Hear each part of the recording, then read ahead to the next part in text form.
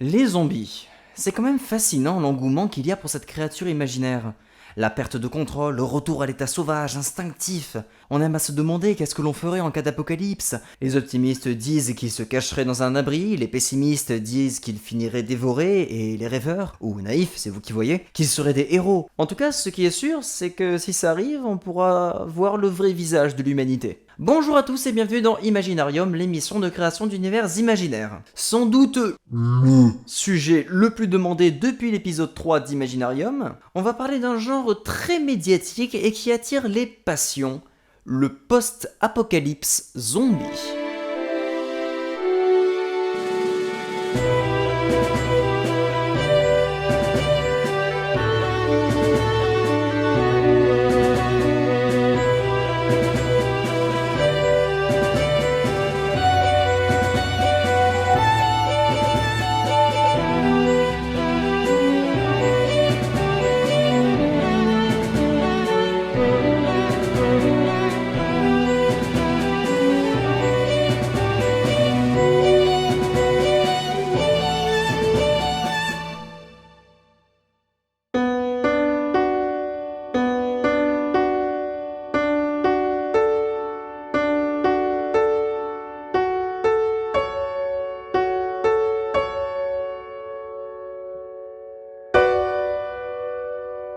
On peut dire que ça fait un bon paquet de temps que je n'ai pas fait d'épisode d'Imaginarium sur un genre post-apocalyptique, et dire que j'avais annoncé cet épisode dans la saison 1, ouais. Vous avez été nombreux à me le rappeler, ouais. Alors, le post-apocalypse zombie, ou genre zombiesque, ou tout simplement truc avec des zombies, je me voyais mal nommer l'épisode comme ça, est un sous-genre majeur de l'anticipation prenant place dans un univers post-apocalyptique où la cause de l'apocalypse est due, je vous le donne en mille, à des morts vivants. Je ne vais pas vous faire un topo sur les zombies, c'est pas comme si Link the Sun, Poisson Fécond, Dirty Biology, Hugo Toussel et Maître Gims en avaient déjà parlé. T'as raison, Mais si vous voulez un résumé concis, un zombie à la base c'est une créature morte vivante d'apparence humaine dévorant d'autres humains non infectés. La proximité entre la culture américaine et le post-apo zombie est troublante puisque d'un côté les origines des zombies remontent à des croyances vaudou haïtiennes, une île occupée par les Américains de 1915 à 1934. De plus, certains cinéastes ont ajouté aux zombies une dimension critique sociale, mais je reviendrai dessus. Dans la littérature, vous avez des milliards de classiques, de Je suis une légende jusqu'à World War Z, en passant par des origines chez Lovecraft ou des guides de survie, un grand nombre d'œuvres littéraires très intéressantes tournent autour des zombies. Notons bien évidemment la bande dessinée de Walking Dead, adaptée en série TV et en jeu vidéo, mais ça vous le savez déjà. Né au cinéma avec La Nuit des Morts Vivants de George Romero, l'audiovisuel apprécie les zombies depuis un bon bout de temps, bien que le genre ait longtemps été affilié aux films de série B. Notez 28 jours plus tard, Rec, Evil Dead ou Dawn of the Dead, vous en avez pour votre compte. Il faut parler de jeux vidéo ? Mais vous les connaissez, DayZ, Resident Evil, les Call of Duty, House of the Dead, Left 4 Dead, Dead Rising, Dead Island. Oui, c'est pas compliqué de nommer une œuvre zombiesque, mettez le mot Dead dedans. La particularité du genre zombie dans la pop culture est sa dimension critique. Un récit avec des zombies, c'est un récit anti-système, et ce depuis George Romero. A votre avis, pourquoi la majorité des zombies sont représentés dans un supermarché ? Oui, les zombies est une critique de l'aliénation, en premier lieu, celle de la surconsommation. Et puisque je vois que dans des films tels que World War Z ou Le Labyrinthe 2, cette origine, mais alors plus personne n'en a rien à battre, eh ben on va revenir sur cette critique sociale alors. Difficile d'être réac conservateur quand vous écrivez sur le genre zombie, ça reste à l'origine un genre subversif. Il est utile de commencer, comme je vous l'avais dit dans l'épisode 3, par l'origine de l'apocalypse. Il semble y avoir un consensus sur l'origine des zombies, à savoir la pandémie virale. Sauf que c'est vraiment se restreindre et manquer d'imagination. Je réfléchis 5 minutes.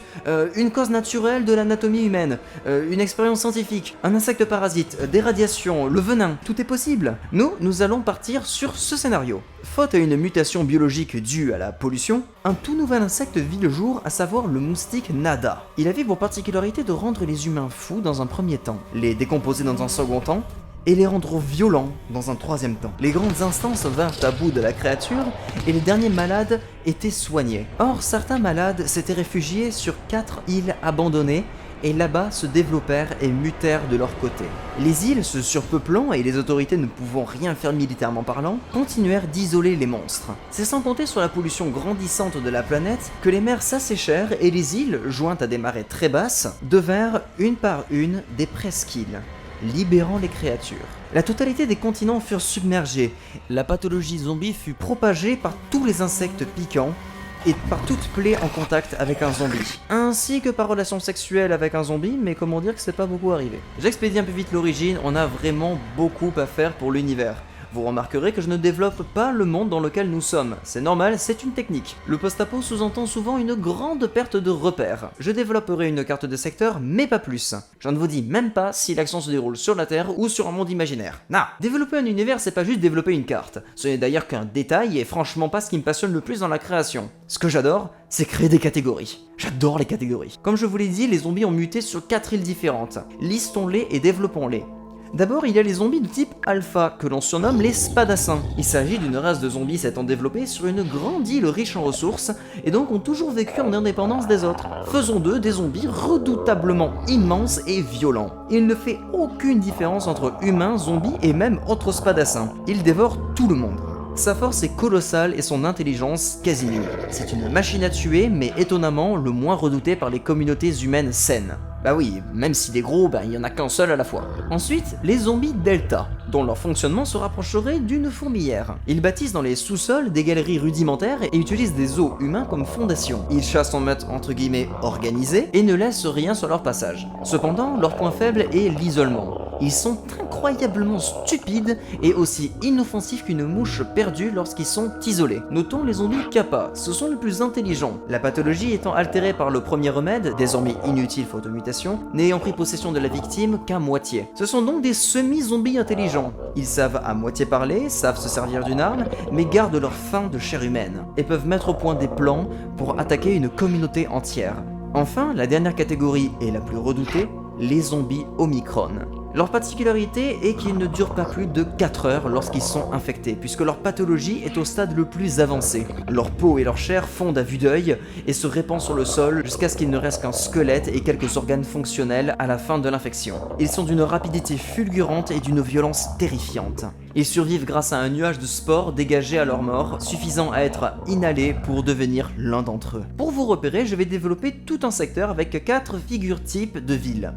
Voici la carte que nous allons utiliser.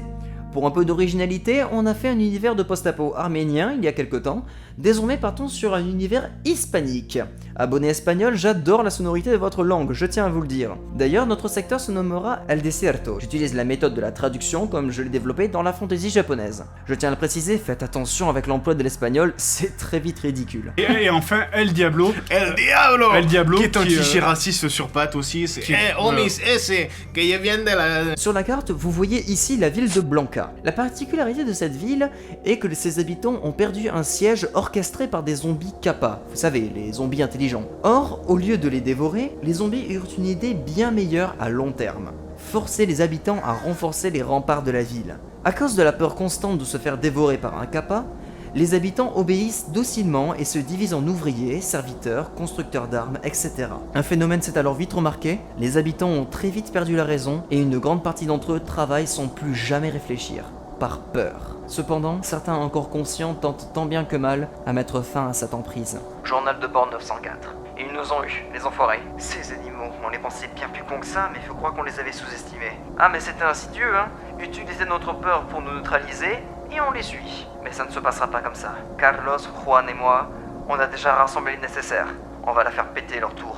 Ça va leur apprendre à se mesurer à nous. Vous avez là un inversement de la figure du zombie. Déjà, oui, j'aime pas respecter les codes. Le zombie Kappa, tel que je l'ai fait, est intéressant dans ce sens. Il est à moitié zombie et très intelligent. L'homme devenant plus zombie que le zombie lui-même est une manière de critiquer vivement la nature humaine. Comme quoi, la passivité est parfois plus aliénante.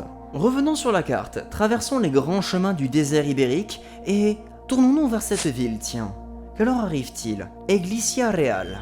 La ville est surmontée d'une immense vieille cathédrale gothique, d'une pierre noire et les remparts de la ville sont très hauts. La ville se trouve dans un territoire nommé la Paroisse Divine. Quelques années auparavant, lorsque les zombies déferlèrent sur le territoire, certains fanatiques religieux furent écoutés. Ils pensèrent, au-delà d'une expiation des péchés, que l'Apocalypse représentait l'arrivée d'anges sur la terre et qu'il fallait les satisfaire. Le grand pontife, le maître de cette ville, organise donc tous les mois une offrande d'une centaine de paroissiens à une horde de zombies delta, les zombies fourmis, pour qu'ils puissent se rassasier. C'est une ville qui a pour particularité d'être un mystérieux havre d'accueil et leurs portes sont souvent grandes ouvertes, acceptant tout réfugié, contre cette petite contrepartie mensuelle. Ah, la religion. Quoi de mieux comme thématique dans du post-apo? Je vous conseille vivement de lui donner une importance dès que vous pouvez, même minime. C'est un excellent moyen de parler de fanatisme, de dogme et de tout ce genre de choses. Et même pas besoin d'être anti-religieux dans votre univers en plus.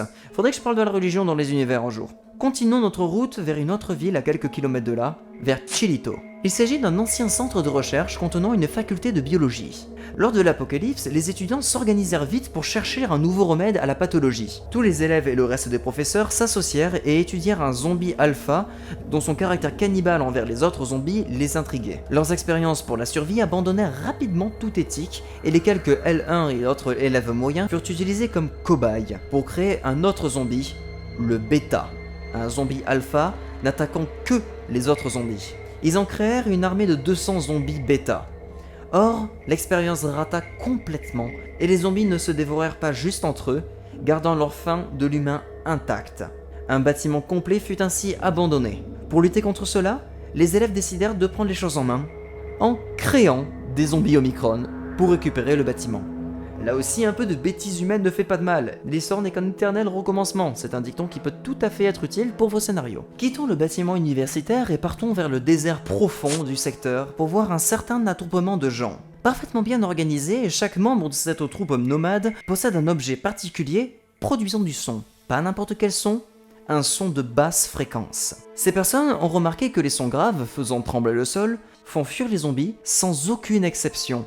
Et si le son est trop fort, fait décomposer très rapidement les Omicron, fait se suicider les alphas, font s'écouler les cavernes instables des deltas et rendent sourds les kappas. L'organisation de la troupe nomade, nommée la troupe Santo Jorge, le nom de leur ville d'origine, est le suivant. Devant, les chromatiques, permettant d'ajouter à la mélodie de l'orchestre. On y retrouve des altis, des violoncelles, des trombones, bref, de vrais instruments graves soutenant la mélodie. Juste derrière se trouvent les basses, à savoir d'autres instruments, tels que la contrebasse ou l'hélicon, mais aussi 3 octobasses sur chariot et autres tambours très puissants, ainsi que des percussions de fer ou de cuir jouées au marteau. Et enfin derrière, ce que l'on appelle les bourdons, recueillant les plus grosses machines et des caissons de résonance de plusieurs mètres cubes. Aucune mélodie, juste du bruit extrêmement grave. Ces nomades vivent en communauté, sans chef et marchent ensemble dans le désert, se répartissant les vivres pour le bien de l'orchestre de Santo Jorge.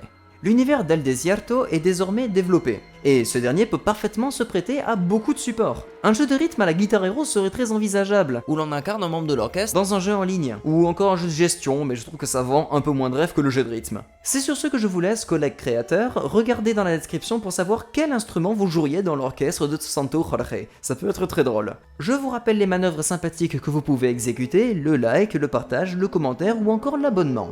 Je vous donne rendez-vous très bientôt et je vous dis, n'oubliez pas d'imaginer.